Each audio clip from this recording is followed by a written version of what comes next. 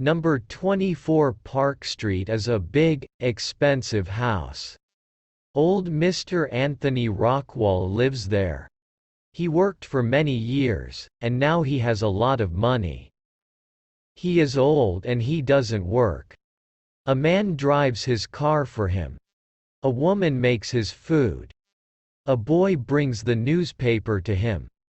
Mr. Rockwall sits in his big chair and smiles. He is a happy man. Mr. Rockwall calls his son, Richard, "Come here. I want to talk to you."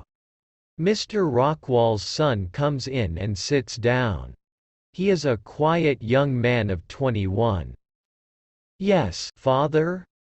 "Richard, the men on this street are gentlemen. They come from good families and have a lot of money.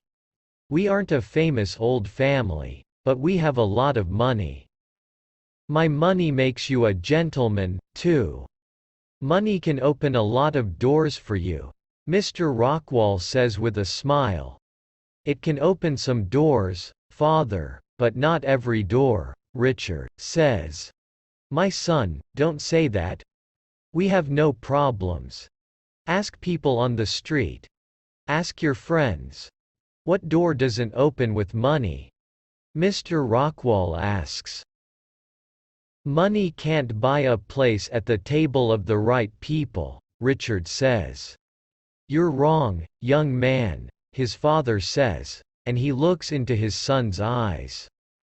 "Son, the families of these men didn't always have a lot of money. They know about work. You make a lot of money with a lot of work." Richard is quiet. "Son, what's the problem? Are you sick? What's wrong? You can talk to me," Mr. Rockwall says. "Father, I'm not sick. I have a good home, an interesting job. And a smart old father. But what's her name?" Mr. Rockwall asks. "Oh, father. She's beautiful and very special. Her name is Ellen Lantry. She's the only woman for me," Richard says. "Talk to her. Dance with her. Walk in the rain with her. She's going to love you, too," his father says. "You're a good young man. You're special, too." "But she's always with people," Richard says. "I never have any time with her. She never has time for me." "Richard, take some money, and buy some time with her. Talk to her about your love," the old man says. "I can't," Richard says. "She's going to Europe by boat tomorrow morning. She's going to stay there for 2 years. This evening I'm going to take her to the theater, but it's a very short drive.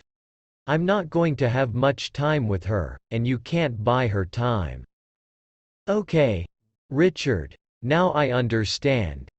Your love for her is very strong, but she doesn't know about it. That's your problem," Mr. Rockwall says.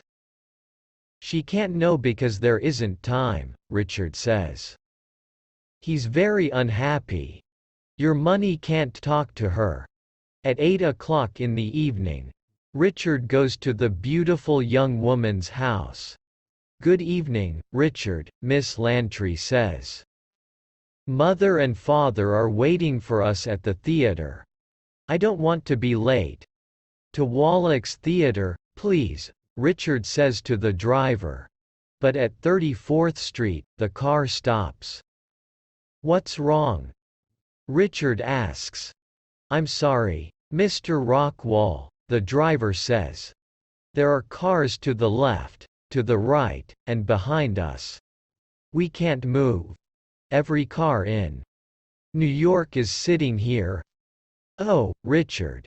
Are we going to be late?" Miss Lantry asks.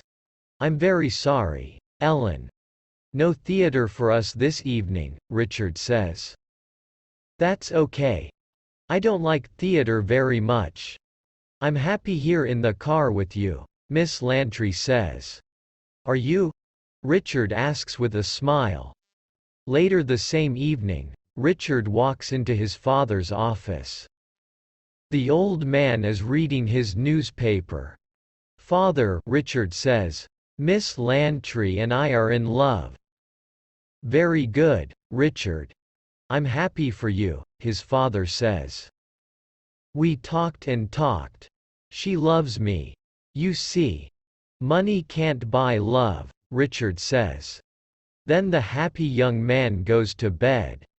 But let's finish his story.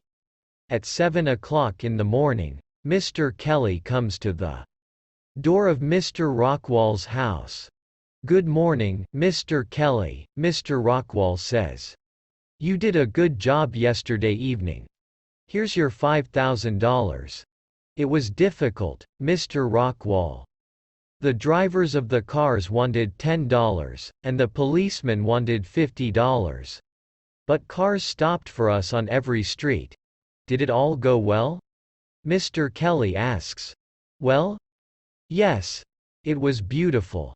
Let's drink to love and to money."